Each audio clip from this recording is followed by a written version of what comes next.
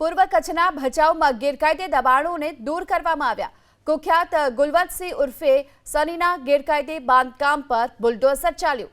ગુલવંતસિંહ સામે હત્યાનો પ્રયાસ, મિલકત સંબંધી અનેક ગુનાઓ પણ નોંધાયેલા છે। આરોપીએ સરકારી જમીન પર દબાણ ઊભું કરી દીધું હતું અને ચુસ્ત પોલીસ બંદોબસ્ત સાથે આ દબાણોને હટાવવા માટેની કામગીરી શરૂ કરવામાં આવી છે।